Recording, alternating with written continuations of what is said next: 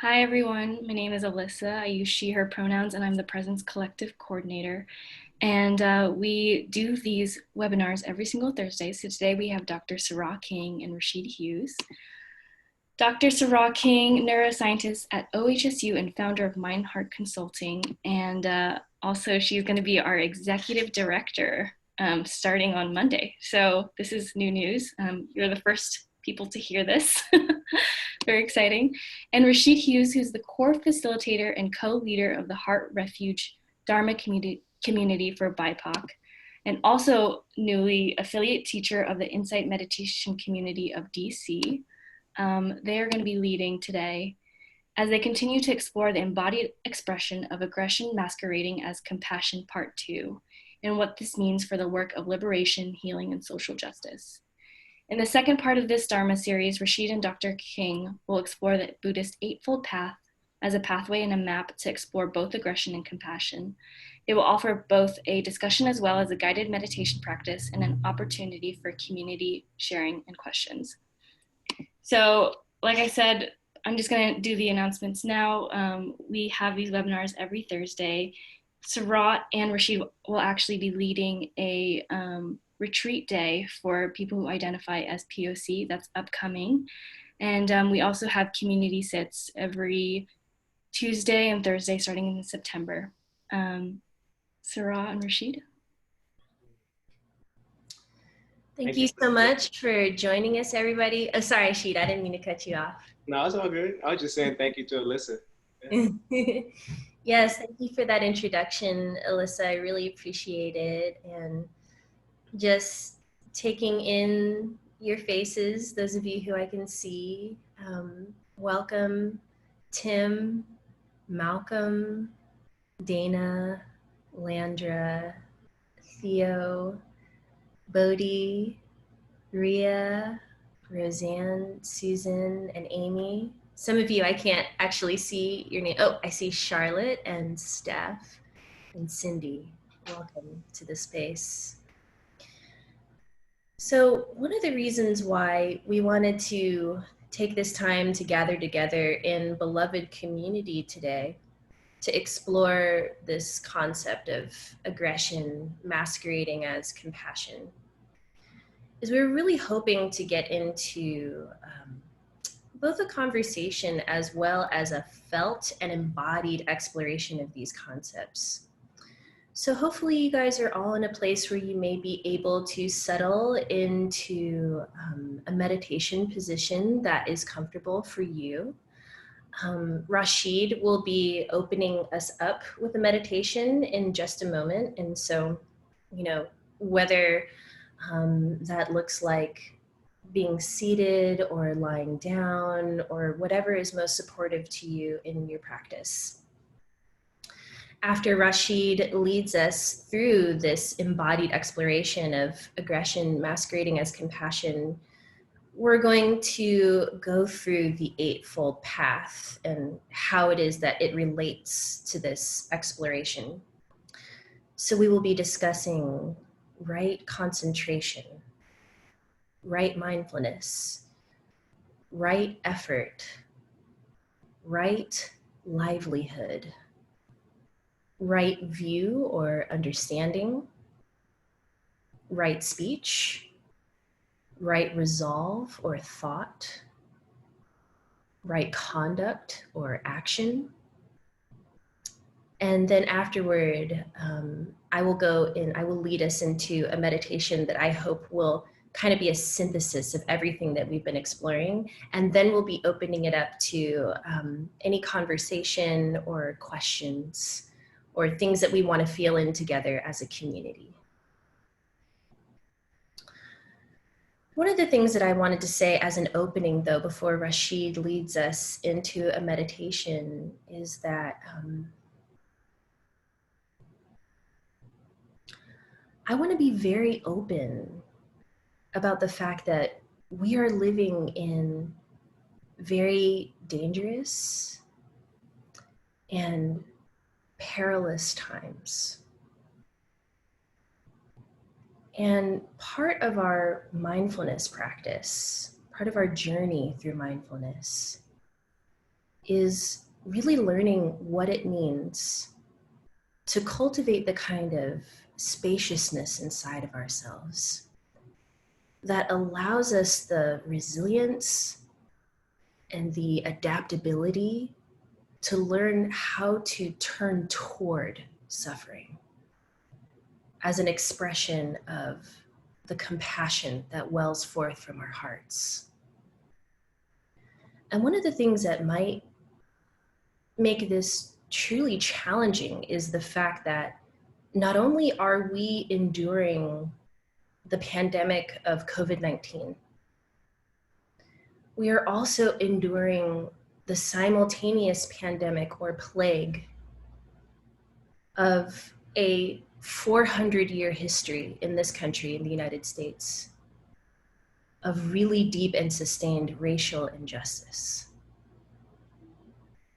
And then beyond that, one of the things that Rashid and I were talking about before this call is that there is a simultaneous plague of denial and disinformation that is really being intentionally flooded into our minds and into our hearts by people who, for a variety of reasons, their suffering is so deep that they are completely unable to acknowledge the manner in which their actions are really contributing to the suffering that we're seeing in this world. So it's my hope that we can begin to explore the contours of how it is that aggression can show up both inside of our hearts and minds and bodies, but as well how it shows up in the world and the manner in which it can be very slippery, the ways in which it can seem as though it's coming from a place of compassion. And we have to really use this toolkit of the Eightfold Path to be able to feel into when that is arising for ourselves. And so with that, I would love to turn this over to Rashid to take us into an embodied exploration of this practice. Thank you, Sarah. Before we go into this embodied practice, I want to just, highlight that, the 8 steps of the Eightfold Path all begin with this word right?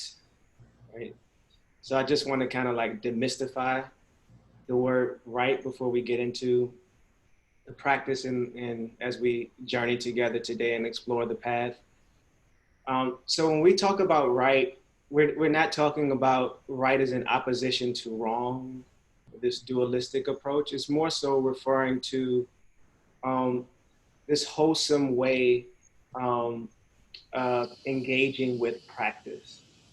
Okay, so it's an intentionality behind our purpose for practicing that we're really beginning to tone in on and to really sense into. And one way that I sense into this rightness is by asking myself the question, what is the aspiration connected behind my reason for practicing or my actions?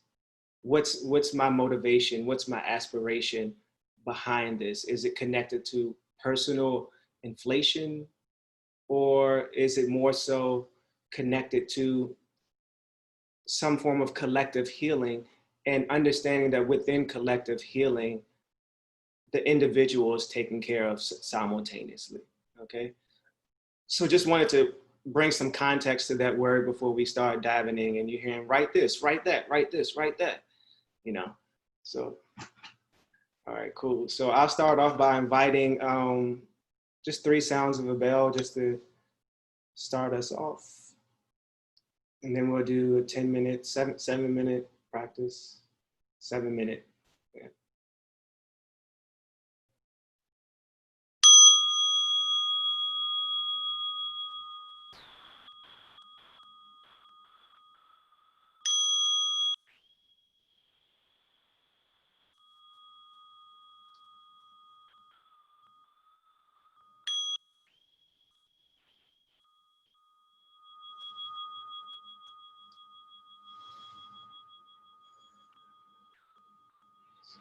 So beginning by just allowing your body to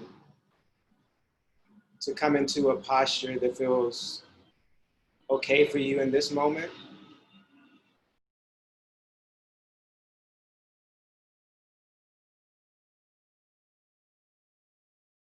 And using this moment as an opportunity to actually begin to offer some compassion towards yourself by just checking in with the body. Is this posture actually supporting me, supporting my ability to be present and aware in this moment, or do I need to make some adjustments? You know, so standing is welcome, sitting, lying down, all of these postures are welcome. So just checking into that, sensing into that inquiry.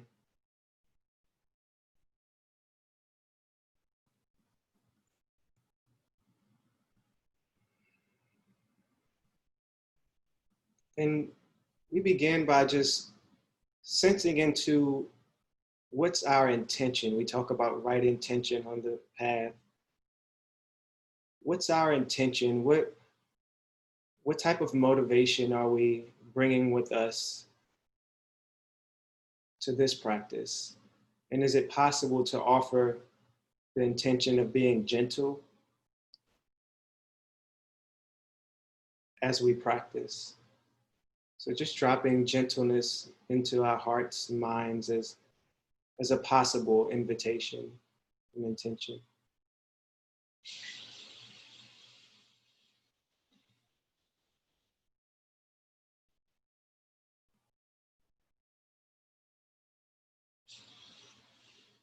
And now I invite you to just bring your attention to the earth,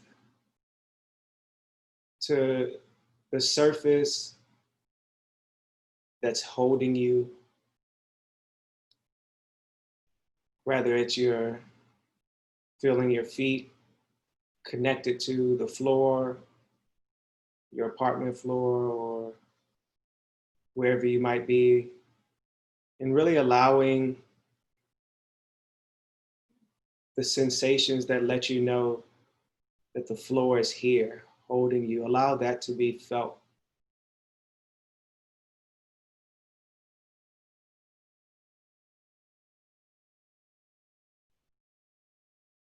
And see if it's possible to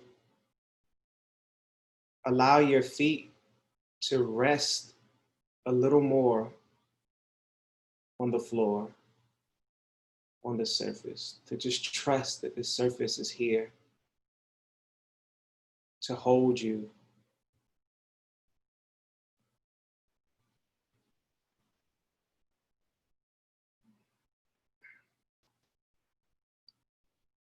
And while remaining connected to the sensations of the floor, the surface where your feet are connected, kind of just expand your awareness. So meaning relax, being gentle, and see if it's also possible to feel the sensations connected to what you're sitting on. So maybe it's you're sitting on a cushion, couch, the chair. So just really feeling, allowing our capacity to feel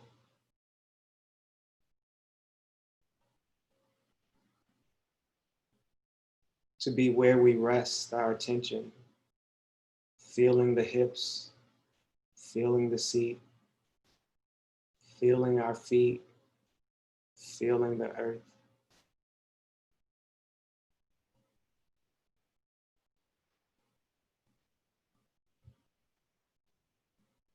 And only using the right amount of effort needed, the right amount of energy needed to sustain this open yet connected attention to the feeling of being held by the floor, by the earth,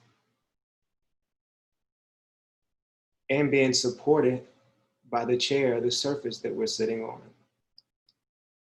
Just seeing if you can find that that balance, that right amount of effort needed just for that. And any other effort, just resting and relaxing and letting it go.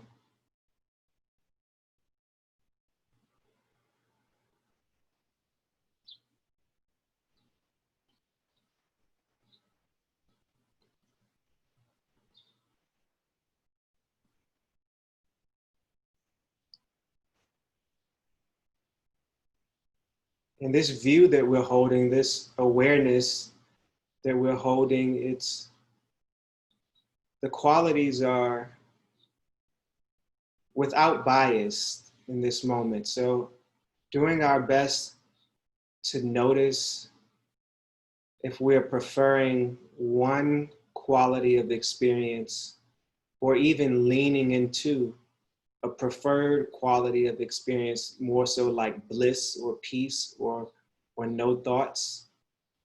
And if we find ourselves leaning more in that direction, see if it's possible to notice that and to relax more into just the feeling of being held by the earth, the feeling of being supported.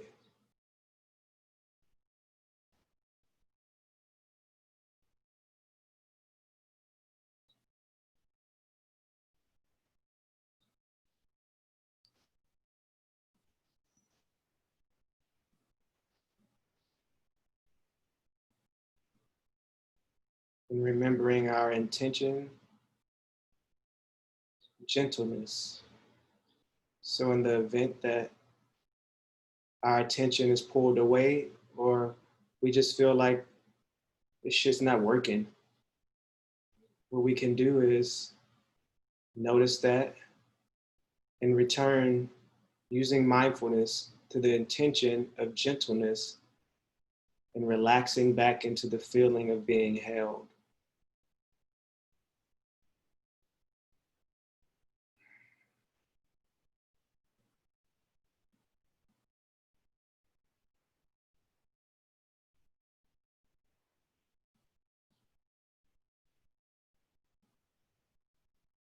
Allowing the body to be natural. So that means if you need to move, maybe loosen up the shoulders a little bit. And going back to the meaning of right, if that helps us to reconnect to the intention of gentleness and remaining here.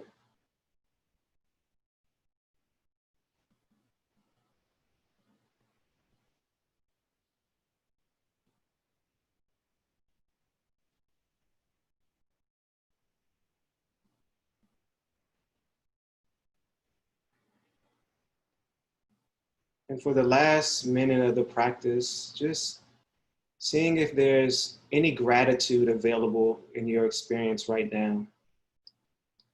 If there's the slightest possibility of being able to offer maybe a smile just to yourself for showing up today. Or maybe offering a smile, and this can be an internal, but sometimes it's helpful to bring a smile to the lips as well. It's just to offer a quality of gratitude just for the earth that's always here holding you and supporting you.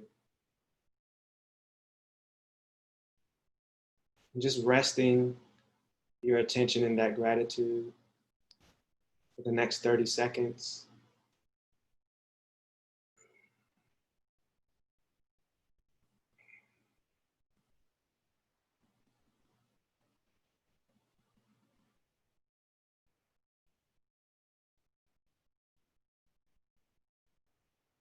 And as I ring the bell, just remembering that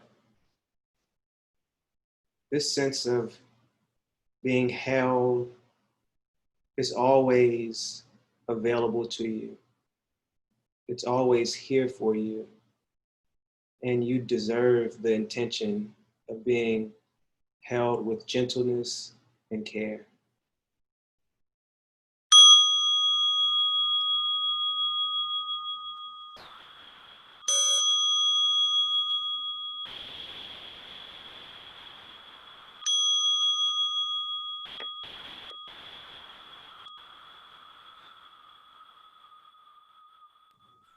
So thank you for your practice, and maybe just, just maybe loosening up the body a little bit, maybe offering some movement, getting a drink of water.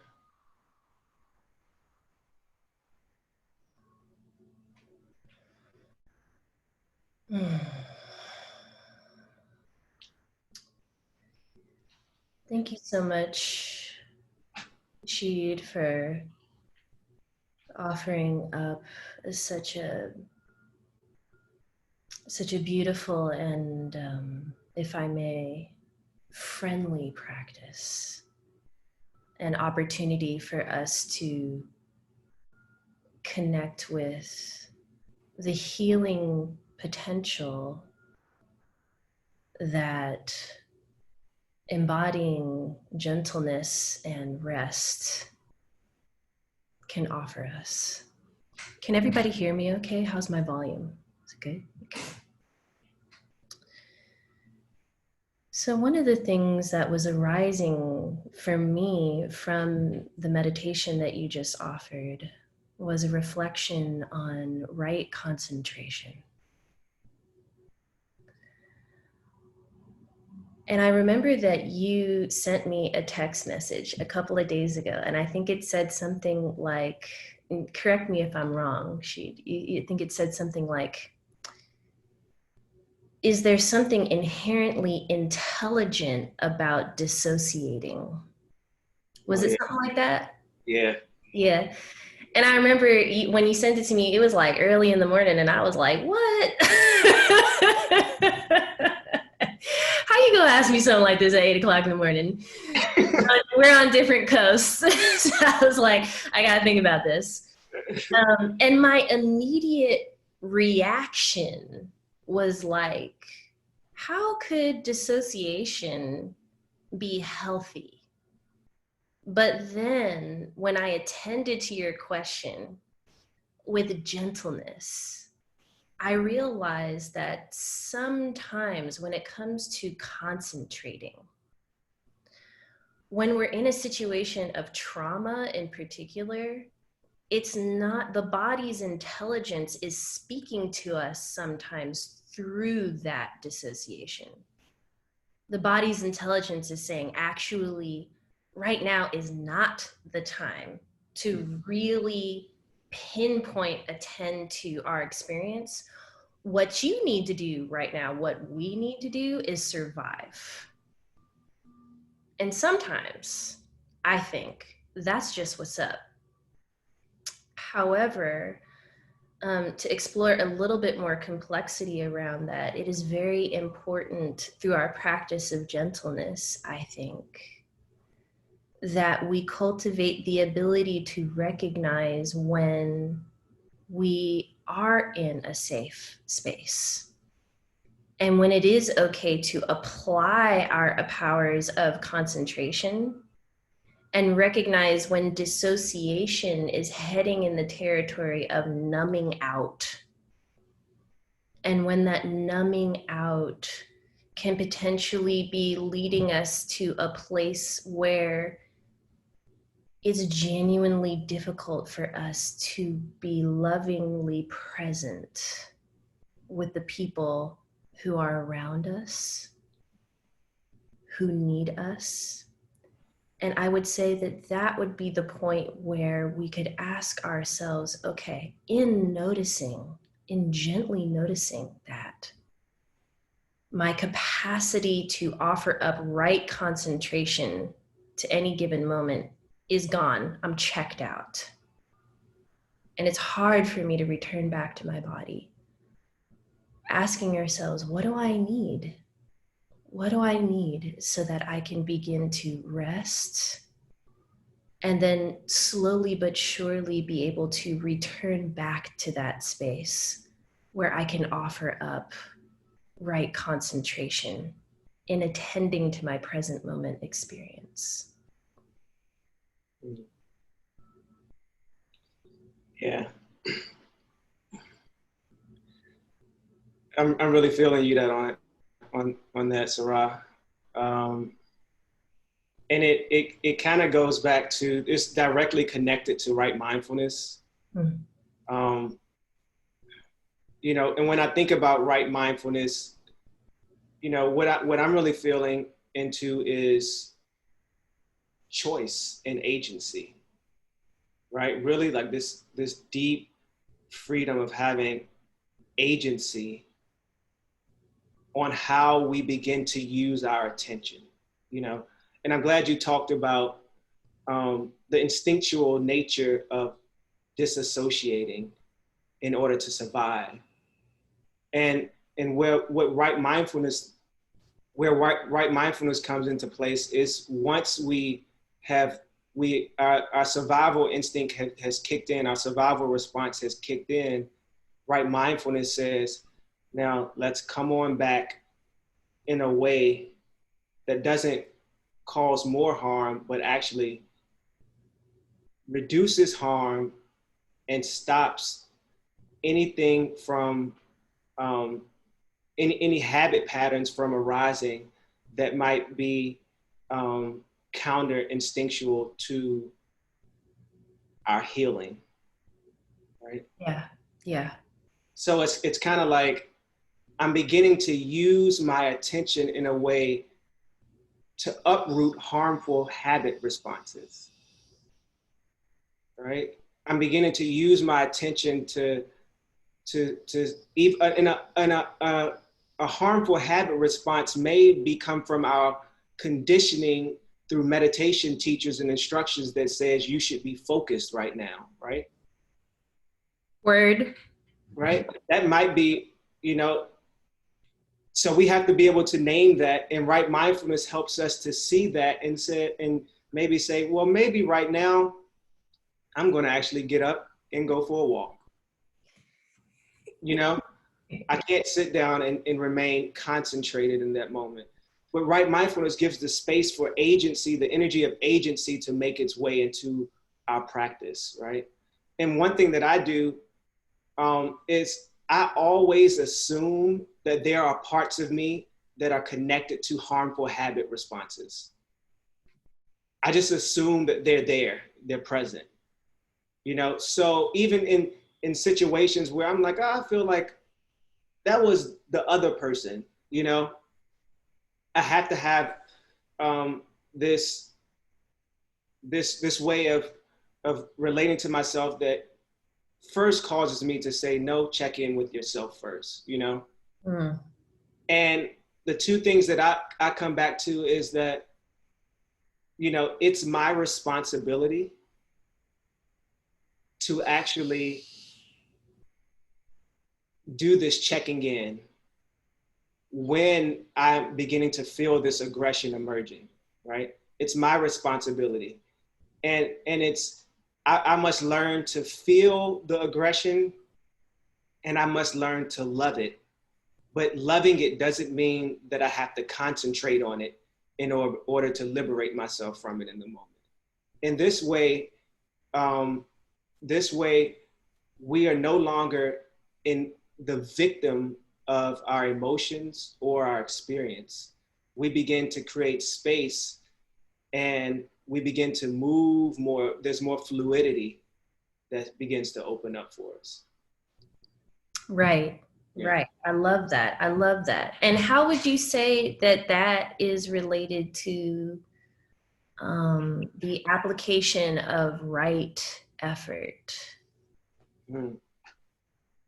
Yeah. So once we begin to become more acquainted with actually making space for discomfort, right mindfulness helps us to notice, okay, how can I use my energy in this moment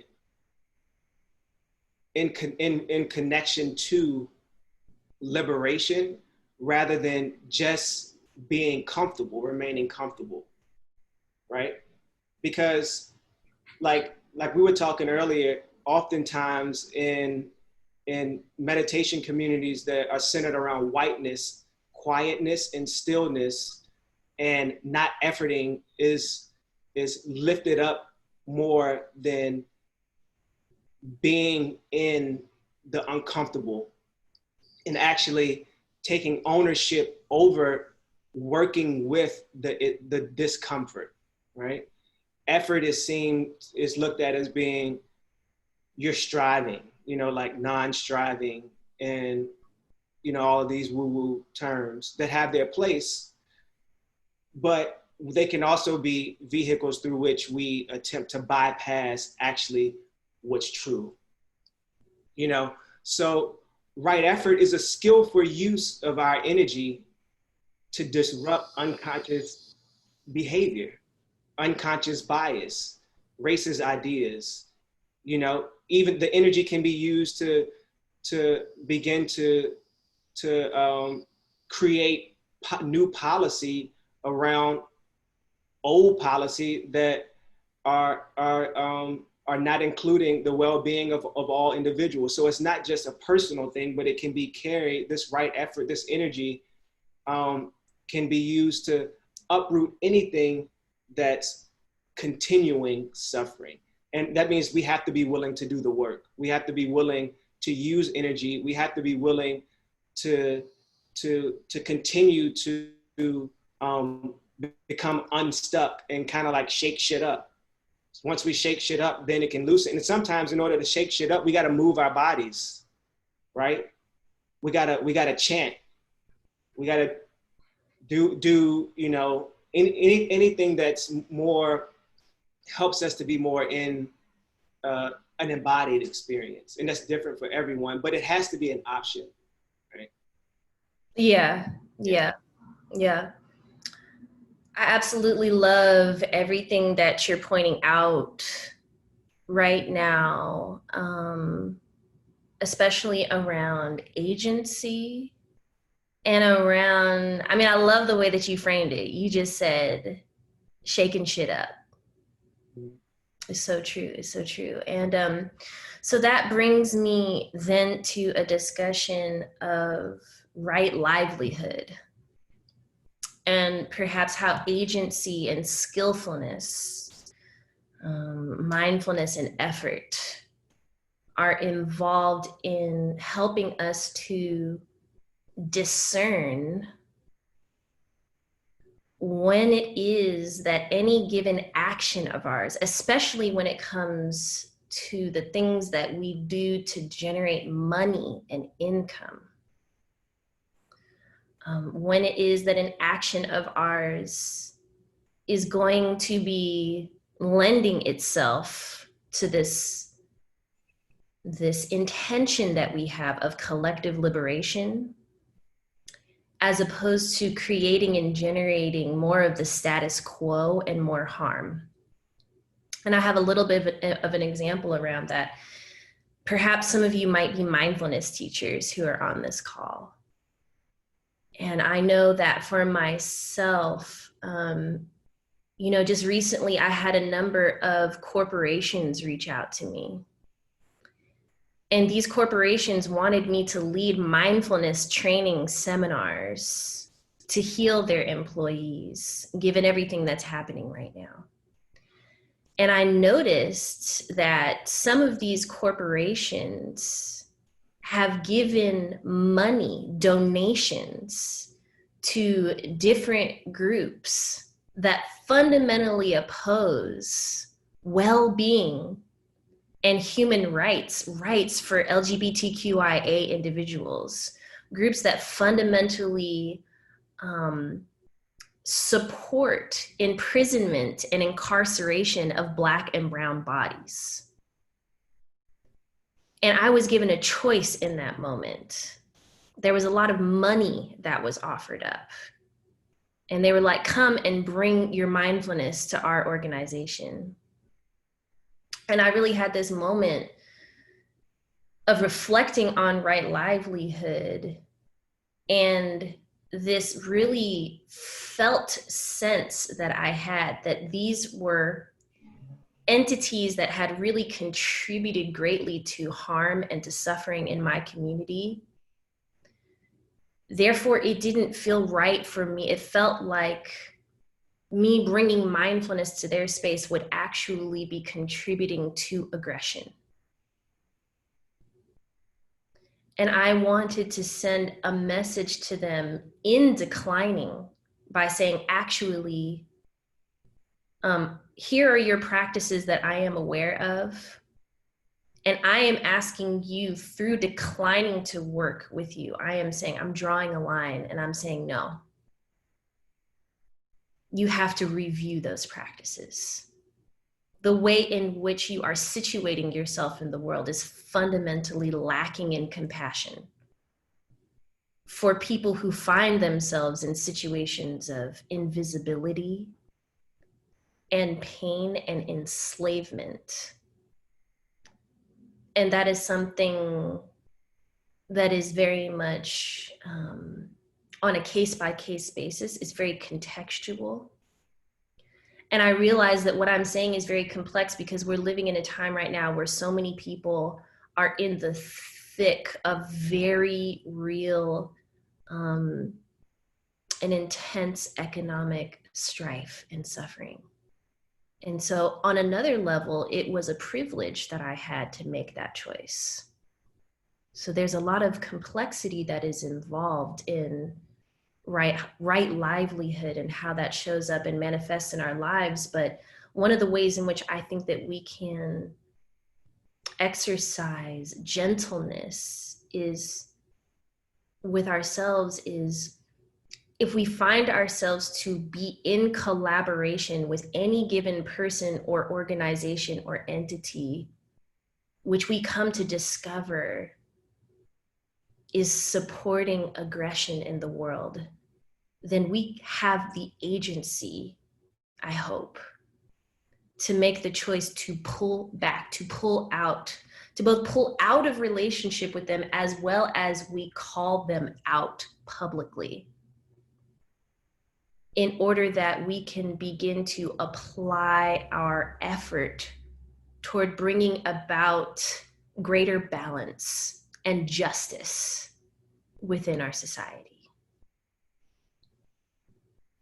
So I have a question, Sarah. What's up?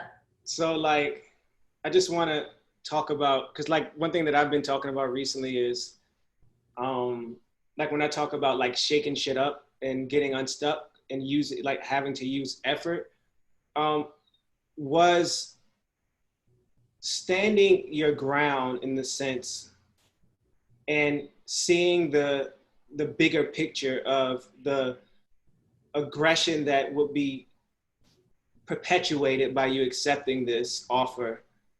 Was that something that was comfortable and did it feel good? Were the sensations in your experience pleasant? Was that something that was pleasant? Or was there kind of an effort that was needed in order for there to something else to move through? You know, just want to hear what it was more like on an embodied, continue to hear what your embodied experience was. Yeah, I really appreciate you asking me that because, you know, what I recall is when I initially got the offer, I remember my heart started racing with excitement. Mm. And it was excitement that was directly related to these ideas, like a narrative that I had in my mind of, this is going to give me greater visibility. It was very self-oriented. This is going to give me, greater visibility. This is going to give me, a better reputation. This is going to give me, more money in my pocket. And then when I really sat with that and held that excitement, I found that at the root of it was a really deep fear of scarcity. It was a really deep fear of not only scarcity, but of invisibility, and invisibility tied to the annihilation of Black and brown bodies. So there was a story arising in me of like, I need to take this job because if I don't take this job, then other people like me won't get this job, and right? It was like the monkey mind started spinning all different kinds of narratives to attempt to justify my relationship with this entity. And I think maybe I can even tie that into right speech. Mm-hmm. Exactly. Because using my right mindfulness, I was able to connect with the fact that the speech occurring within my mind was coming from a place of fear, of scarcity, and annihilation. It was not coming from my heart. It was fundamentally aggressive. So the narrative in my mind, the speech in my mind said, oh, it would be compassionate to do this, to offer this up. Right? Yeah. And it was slippery. It was a real slippery slope, right? Because I could almost convince myself of that, right? Almost give myself a pat on the back, like, oh, yeah, you'd be doing real good for your community, for the people to do this, right? You're going to be a representative, right? Mindfulness is always right? Right. I call it right mindfulness. Right, exactly, right. There's that slipperiness that there can be something very seductive and attractive to the kinds of speech that arises in our minds that can attempt to justify aggression, which is masquerading as compassion. But then when I drop below that fear of, and that narrative of, oh man, like, but I need recognition, but I need visibility, but I need money, me. And when I came with gentleness to a place of the heart, there was a knowing that organically arose for me that in turning this opportunity down,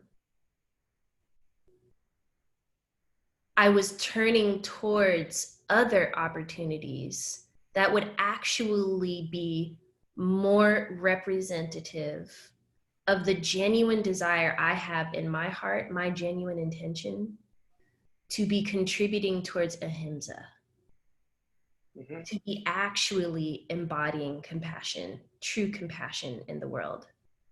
And so it was very uncomfortable, like wrestling inside of myself, you know what I'm saying? But once I did drop into that heart center, it was very interesting to notice the shift of the speech in my mind came into alignment with my purposefulness.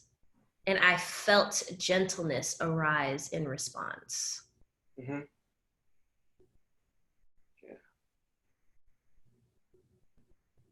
And it's, you know, I think it's what you're describing with once you checked into kind of like the body and once you kind of like settled into what was really true, what was really going on, then you were able to express yourself in a way that was more in alignment with the compassion in your heart, right?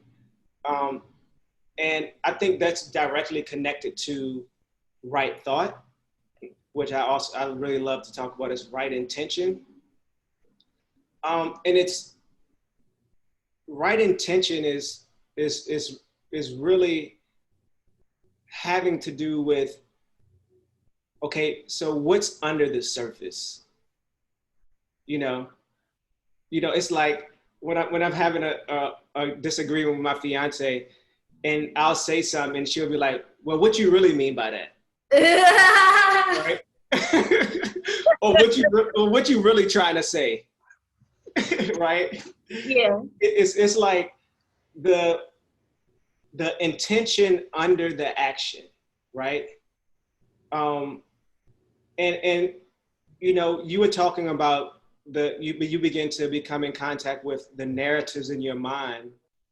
What I've been learning through just working with my mentors and stuff is that, there are also narratives to the sensations in the body.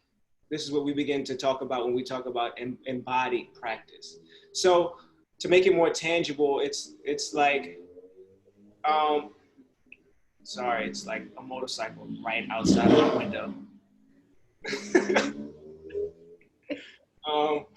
So when we talk about embodied practices, we're talking about getting towards the felt sense. And when fear arises or whenever discomfort is present, there's usually a manifestation of that in the body somewhere. So like I always talk about when I'm beginning to teach a session and there's nervousness, I can feel the tightness in my chest and my shoulders. I can feel all of that build up, right? And what right intention invites us to do is to say, actually see what's the narrative under the tightness in the shoulders. And what this does is it invites us to rest a little more and to be less concerned about the action and more so concerned about, well, let me just try to be honest first. Let me just try to be honest first, right? So two ways that I'm able to connect a little more with the narrative along with the sensation is, what am I unwilling to feel right now? And where does it hurt the most? Like, where does this really hurt? And also, like, what am I really needing? You know, what am I really needing? So what am I unwilling to feel? Tara Brach talks about that a lot. What am I unwilling to feel? Where does it hurt the most? And what am I really needing right now? Yeah. And it usually takes us away from the busyness and the reactivity, the energy of reactivity that propels us to do something before actually just seeing, like, is there something here that I need to attend to first? Yes. Absolutely. So much wisdom in what you're bringing up right now, Rashid. And I love the story that you told about integrity. That's so beautiful, because I know I've been in that place with Garrett many times before. Yeah. So just to begin to wrap up a little bit, because I want to make space for us to drop back into the body for just a moment and feel into and investigate whatever has been arising in response to what has been offered up just now.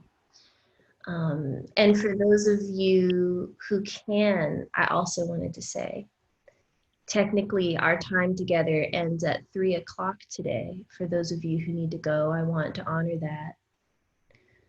But Rashid and I will be staying afterwards, after 3:00, anywhere between 10 to 20 minutes for those of you who would like to continue the conversation or who have questions. But just in wrapping up, I wanted to offer up something about right action, because right now, in Portland, for instance, we are seeing this, and in other cities as well, but I think it has been most pronounced in Portland, the federal occupation. And really, in my framing of mind, acts of war against our own citizens, standing up for the right of Black and Brown and Indigenous peoples to live.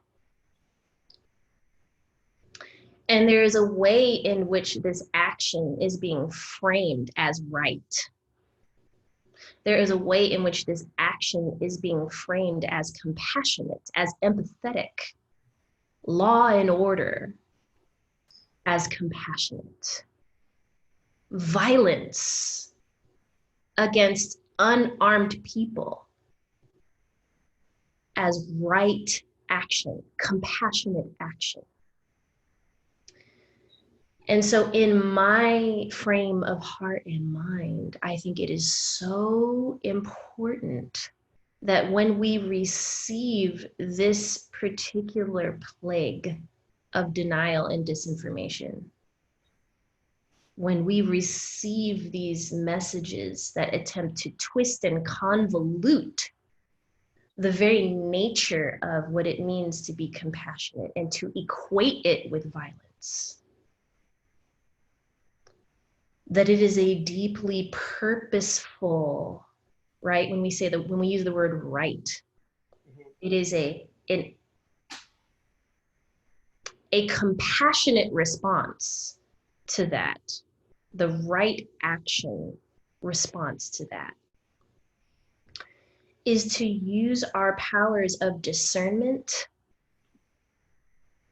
of speech, of mindfulness, of livelihood, of view, of concentration, all these different toolkits along the Eightfold Path, to give ourselves, to contribute to the resilience that is inside of our hearts that rises up in response and says, no. I know that's not what's up. I know that's not compassionate. I know that is not ahimsa. And then very importantly, that we begin to come to recognize for ourselves, especially for those of us who are activists in this space, as we are responding with right action whose intention is to protect and to love, to know when, to sense and feel when inside of our bodies it is right to put ourselves out there on the front of the lines to protect, and also to know when it is best to practice gentleness and rest, when that is in fact the right action. And we can allow other brothers and sisters to step in to that place of being on the front lines for us as we rest. Because I think that's the only way that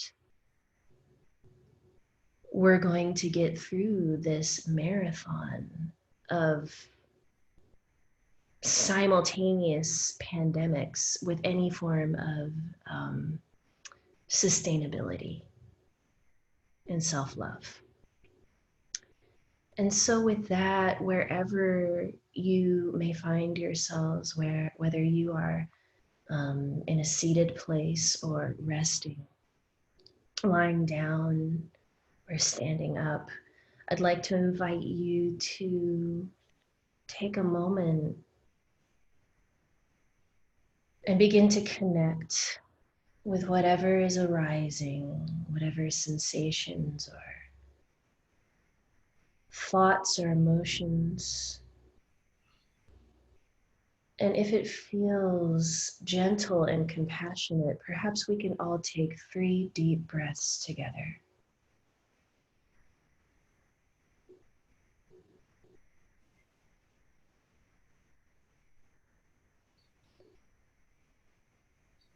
And as the breath is rising and falling in and out of the chest, noticing where these teachings that have been offered up, where have they landed within the body? Are there any places that have responded with tightness, pulling, numbness, squeezing, or any kind of sensation which you associate with turning away? And is it perhaps possible in this moment to connect with some aspect of gentleness, some aspect of loving kindness, which we can offer up in response to our experience? Noticing if just by focusing our intention on being gentle, If there's any area of the body which responds to that call by beginning to relax or rest just a little bit. And as one area of the body maybe opens up a little bit more towards resting, noticing if there is a chain reaction wherein other areas of the body may begin to respond and open up and connect with a spirit of gentleness.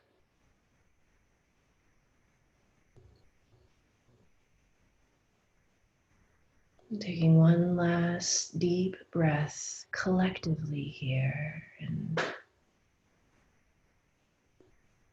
maybe sending whatever gentleness we've been able to cultivate inside of ourselves out to every single person who has gathered here with us today.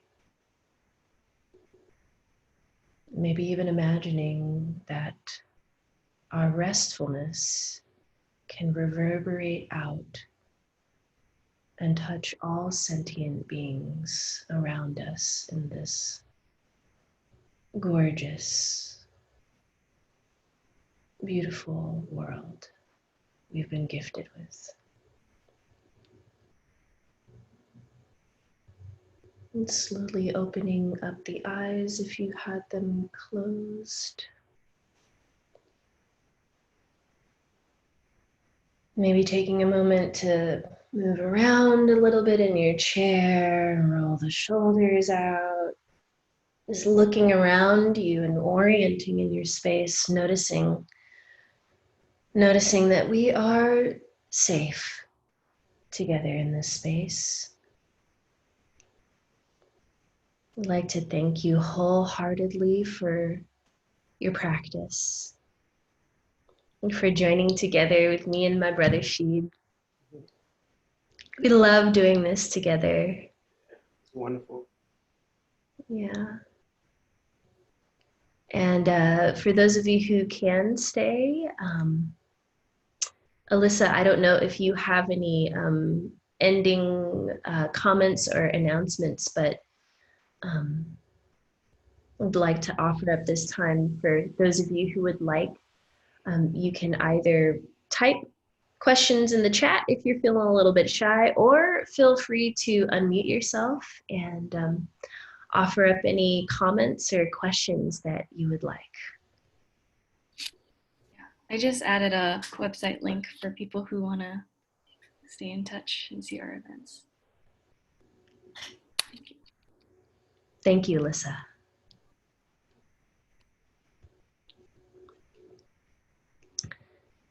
I feel like this is the point in time where I wish I could pump some Lauryn Hill.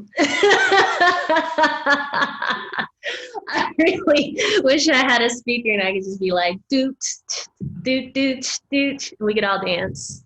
But that's just how I'm feeling. We could bring music next time. Yeah, we definitely need a dance party at the end.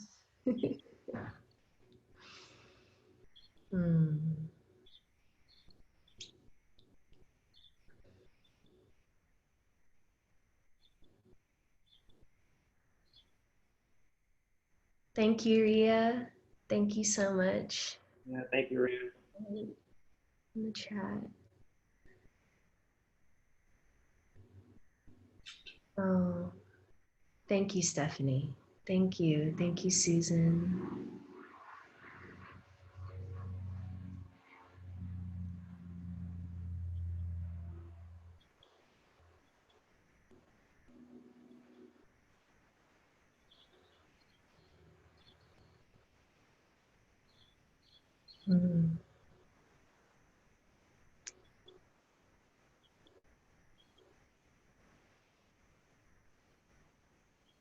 Does anyone have any thoughts or reflections you'd like to share?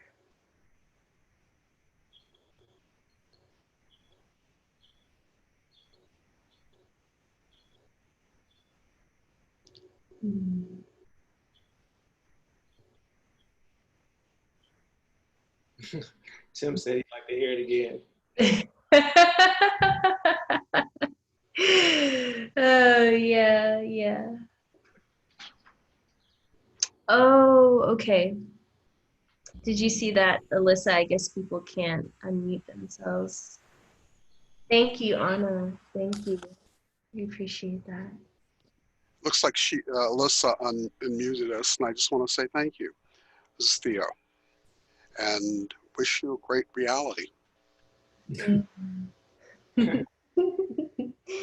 Thank you so much for joining us, Theo.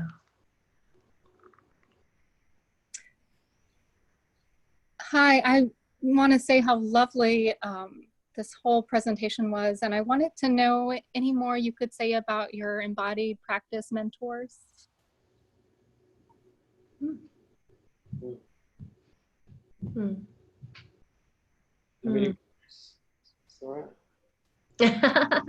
Rashid, I think it was, yeah, you said you had some embodied practice mentors you've been learning from. Yeah, so Lama Rod Owens, you know, he has his new book out. He's gonna go get it. I love it.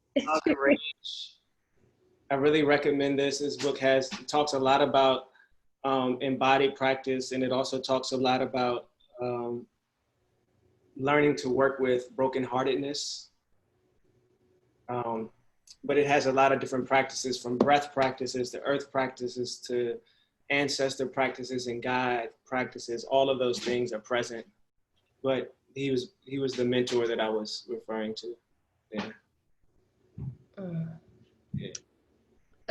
Sorry, were you saying something, Charlotte? We couldn't hear you. Oh, I'm going to buy that book. Thank you so much. I've have the other one that he co-wrote with Reverend Angel and Radical Dharma. So I'll get that book too. Thank you so much.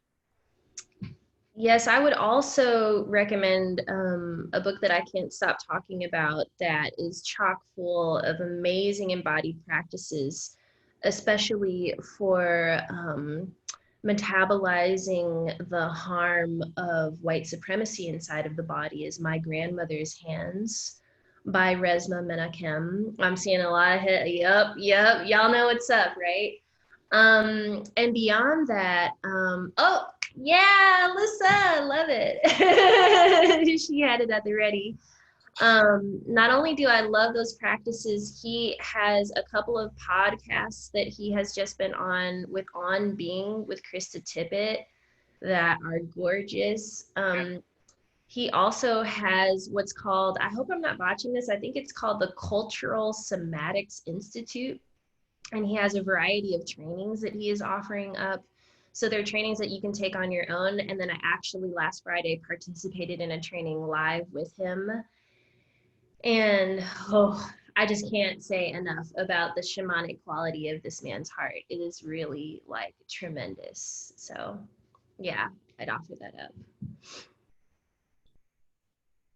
Thank you so much. Mm-hmm.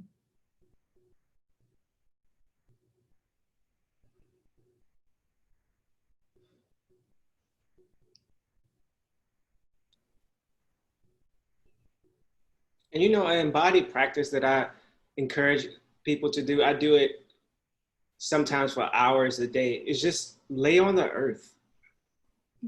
Just let the earth hold everything that you're holding, and allow the earth to bear witness to it and receive it for you on your behalf. You can use imagination. You can imagine that whatever parts of your body may be tight, you can imagine that as you exhale, you can imagine tension going into the earth. You can imagine the earth opening up and holding you like a mother, you know, but just spend time and just lay on the ground, even if it's on your house, on the floor of your house, like the energy of the earth is still rising through the structures. So, yeah. Mm-hmm. Yeah. I really love that, Rashid. And I would say in reflection to that, which is something that I actually don't get a chance to talk about a lot, but I'll say this. in terms of a embodied and spiritual practice of mine, I am in the habit of asking myself very frequently where knowledge comes from. Like, where knowledge comes from.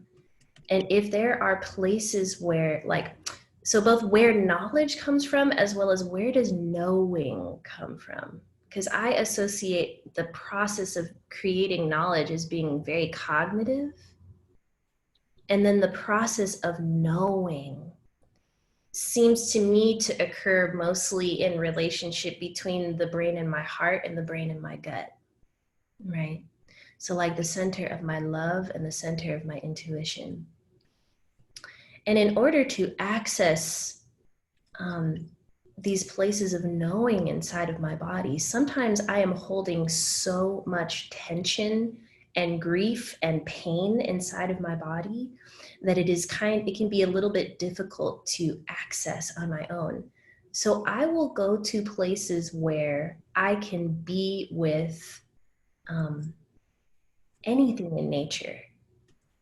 And I will practice gazing at the clouds. I will practice tracking butterflies as they fly.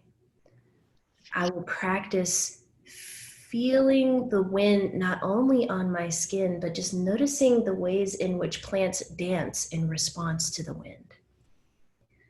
I will practice meditating on the sensation of the temperature changing on my body when the sun hits my skin.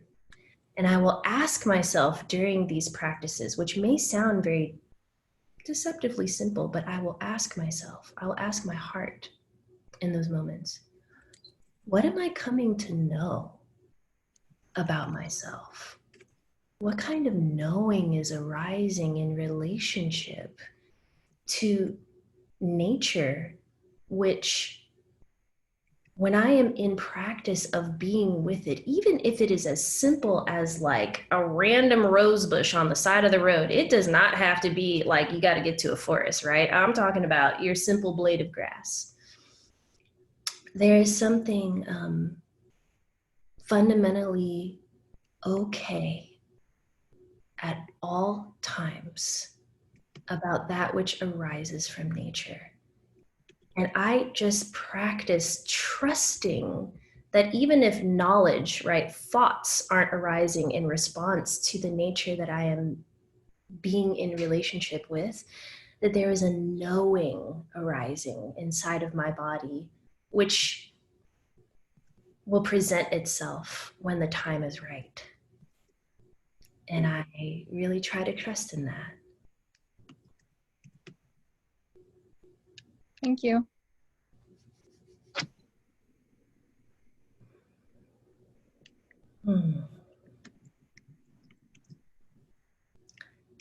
Does anyone know? Oh, yeah, go for it, She. I was going to say also that I think something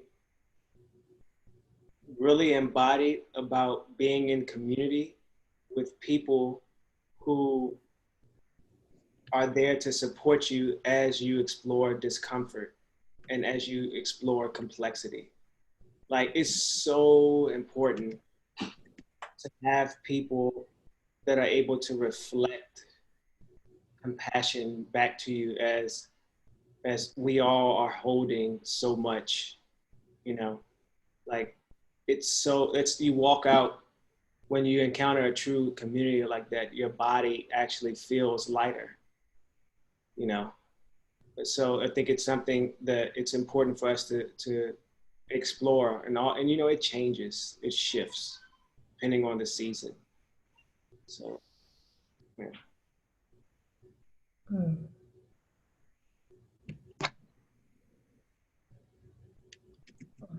So I have a technical question about is it possible to listen to this again? I don't know, that's a question for Alyssa or we'll be putting the recording up on our YouTube channel. So I can also link our YouTube channel, and then if you subscribe for notifications, I'll tell you when I upload it.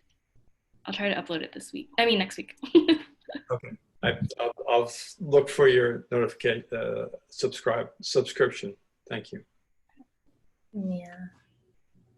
Thank you for that question, Tim. And I think there was just one thing that I wanted to add really quickly to what you said about being in community, because I think that that can be perhaps pretty challenging to find for some of us, those spaces, those community spaces that challenge us, as well as support us with being with discomfort. And so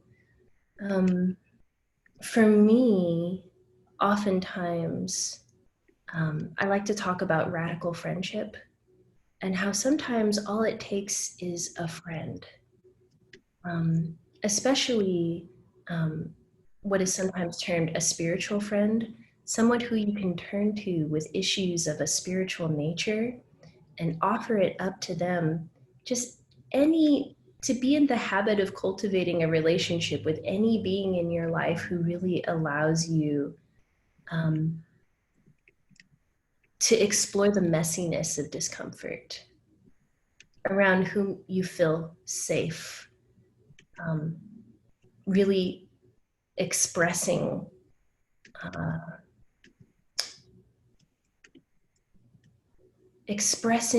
the times when perhaps aggression arises in the heart, and knowing that you won't be judged, because it's all a part of all of our conditioned experience. And it's just so very important that we have hopefully at least one person or mentor, or even sometimes for some of us, it's an animal, just somebody who we can just like be fully ourselves around as we explore these things. I think that's a really important aspect of practicing self-love.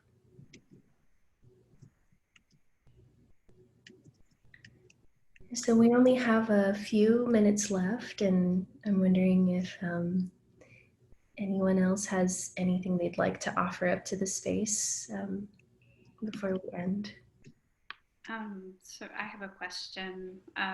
Sarah, I loved what you said about where does knowing come from? And if you're willing, and kind of tapping into what you were sharing before. First, thank you for sharing about the offering, like the job offering and your process with that. If you're willing to share the felt sense of that moment of distinguishing between, you know, the I and the we. You kind of spoke about like, this is, oh, I, and the narrative of I. But I'm curious if there was a felt sense of that moment of, I'm going to say no to this. And that like, that moment of decisiveness, I guess. I'm curious about that. Wow, yeah, that's an excellent question. And is it Dana or, okay, Dana, thank you for that question. Yes, in my recollection, what was really helpful to me in that moment and in many moments of practicing right speech, right livelihood, right action, right effort. When I am approaching these aspects of my practice from the point of view of I, the singular self, it can become a feeling of burden, a feeling of, man, how am I ever going to get that spiritual? How am I ever going to get spiritual enough, deep enough, wise enough, mindful enough to know which direction to turn in this moment? So, and actually Rashid, hopefully in the future when we offer up some retreat space, and I know that he has done some Dharma talks on this, he has a beautiful ancestor practice. And I turn to tend to my ancestor practice in that moment, because when I turn toward my ancestors, it is a way of giving, I call it the counsel of the heart. I feel like I have like council members of ancestors that reside in my heart and in my body and in my being. And I don't know what most of them look like, but I know what they feel like. And there are times when I am confronted with some sort of situation where maybe the narrative in my mind, right, is saying, oh yeah, you should do this. This is the right effort. This is the right action. Yeah, we're going to be good.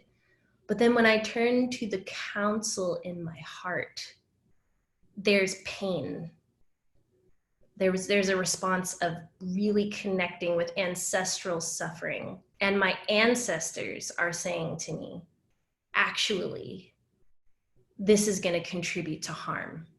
That's why you're connecting with this sensation of hurt. That pain in the heart can actually be deeply instructive in offering up guidance. And when I connect with that pain of the harm that resides inside of my body, resonating outward, then those are the times when I realize that I'm actually on the verge of reacting and participating in aggression that is masquerading as compassion. I don't know, Rashid, if you had anything to say yourself in response. You know, I really connect with everything you said, especially around the ancestors part. You know, and another thing that I would offer is don't be afraid to let a few hours go by, a few days go by, a week or so go by before responding. You know, like take, you know, like part of us beginning to really sink into the spirit of compassion is being able to step outside of the culture that says you must respond right away. You must have an answer. Sometimes things have to go unresolved in our hearts. Doesn't mean that we're bypassing, but it just means that we're inviting more space, because they're in the moment we will be acting out of reactivity, you know? So don't feel afraid to let time go by, you know? I love that. I love that. I feel like literally every time I open up my email inbox, it's like an onslaught of like, go, go, go, do, now, respond, react. And I'm like, oh, I feel it in my nervous system. And it's actually become like a social justice practice of mine to be like, actually, I'm going to wait and make space. So thank you so much for saying that.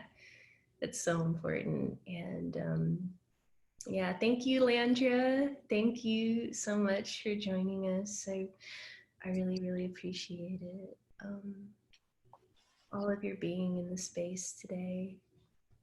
I wanted to say how much I appreciated each of your teachings and the quality of each of you listening to the other. It was really quite touching to see how attentive you were to your co-facilitator. Thank you, Tim. Thank you so much, Tim. I really appreciate that.